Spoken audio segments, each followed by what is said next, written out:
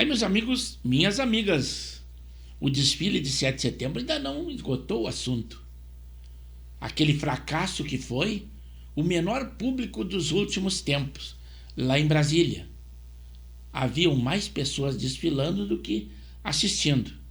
Lamentável também a Secretaria de Segurança Pública do Distrito Federal, que divulgou em números que haviam aproximadamente 80 mil pessoas assistindo o desfile. Será que foi má fé ou realmente para dar uma forcinha para o governo federal?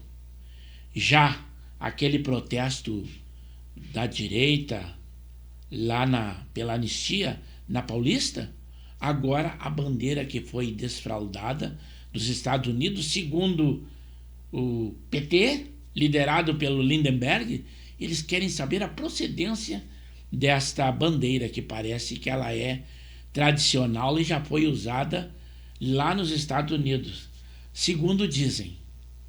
Mas também ainda não esgotou aquele assunto daquela agora presa pela Polícia Civil lá de São Paulo, a Alessandra Moja Cunha, a líder comunitária, muito amiga e inclusive intermediou a visita do presidente Lula lá na comunidade, na favela do Moinho. A esquerda gostaria, e o presidente Lula, que se esquecesse esse fato, mas não vamos deixar para lá. Também problemas graves estão acontecendo com o governo comunista, esse lá do Nepal. Lá o povo não é igual ao povo brasileiro. Não suportam controle de redes sociais. O governo tentou, mas o parlamento foi incendiado pela população e o presidente teve que renunciar. Vamos então o que houve no desfile. Se vocês não viram, eu trago a vocês. Além daquele desfile fracassado, público muito pequeno, mas quem nasceu para ser Janja nunca será Michele. Esse ditado não falha. E como o movimento não era aquele esperado, a primeira-dama, que é uma influencer, né? Ou se tem como, não podia deixar a oportunidade, sabendo que os holofotes estariam sobre ela, de se mostrar. Não poderia ficar em segundo plano em hipótese alguma.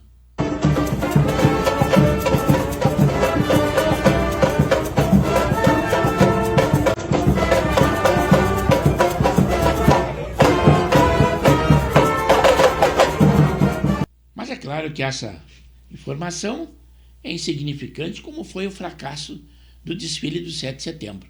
Mas só para que nós saibamos qual foi a postura da primeira-dama. Também eu trago o que é lamentável, que o Tagliaferro, um perito criminal, ex-assessor do ministro Alexandre de Moraes, ao fazer denúncias gravíssimas de problemas que houveram no nosso judiciário, teve que sair do país, que segundo ele corre risco de vida, tanto ele quanto a sua família, quando que o Estado deveria dar proteção a esse homem. Também nós temos a palavra de um artista, não sei se é artista, da Globo, Gil do Vigor. Ele diz que as sanções aplicadas pelos Estados Unidos do tarifaço surtem mais efeito negativo para a economia dos Estados Unidos do que para o Brasil. Claro que é uma ironia, mas vejam por que a Globo defende tanto o Supremo quanto o governo federal. Vejam essa decisão, que não foi agora, mas só agora que foi divulgado, porque estava em segredo de justiça.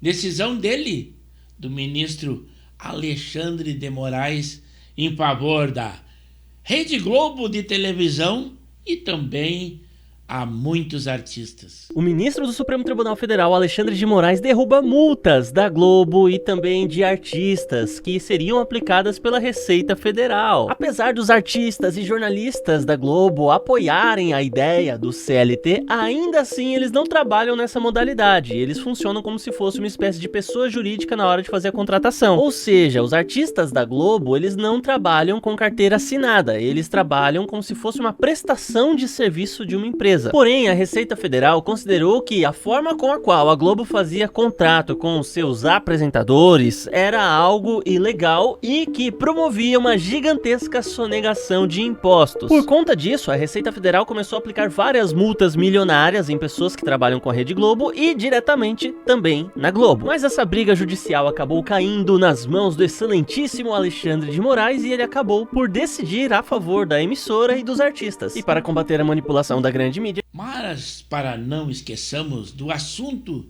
do dia que foi no início dessa semana, a prisão daquela líder comunitária e também integrante do PCC, lá na favela do Moinho, pela polícia de São Paulo, a Alessandra Moja Cunha.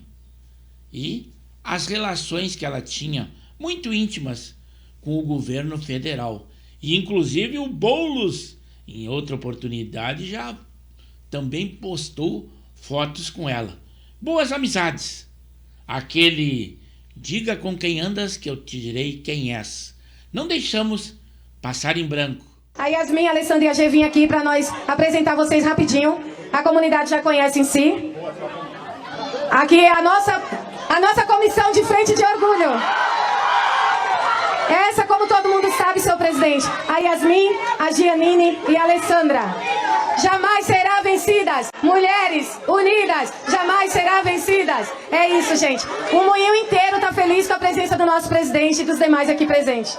Aparecer do lado de uma mulher presa por tráfico de drogas não foi nada. Vocês estão deixando passar duas coisas muito mais terríveis que Lula fez naquele dia. A primeira, ele chega no ouvido dessa mulher que estava com ele no palco e faz ela atacar a polícia militar. Dentro de um território dominado por facções. Uma mulher presa por tráfico de drogas. A atacar a polícia militar que ela chama de polícia do Tarcísio. Assiste só. A polícia que o Tarcísio mandou para nós não foi para ter diálogo, e sim agressão. Temos histórico de moradores com bala de borrados aqui, que para nós... E não para por aí. Mais terrível do que isso é o Lula defender a permanência de um ponto que o tráfico de drogas que a facção criminosa usa no local para executar policiais que chegam para fazer operação na favela. E ele não perdeu a oportunidade de denegrir a imagem do Tarcísio de Freitas, provável candidato e seu opositor à presidência da República em 2026. E fez a defesa de uma torre que ele não sabia nem onde estava, mas deve ter sido orientado pela liderança do tráfico. Diz que era um mirante imprescindível e necessário que houvesse nesta comunidade para saber quando houvesse deslocamento da polícia para uma eventual batida ou intervenção nesta comunidade. Tem uma torre. Onde é que é a torre? Tem uma torre famosa aqui. Hein? E essa torre seria importante que não fosse derrubada.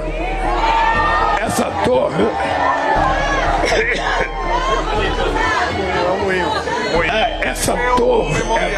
Essa torre do Moinho. O Moinho, a torre, como ele vai dizer, que é muito importante manter, mas nem sabe onde fica, é utilizada para ponto de privilégio da facção para atacar os policiais, o helicóptero, o drone, o que quer que seja, que chegue para fazer operação naquela comunidade.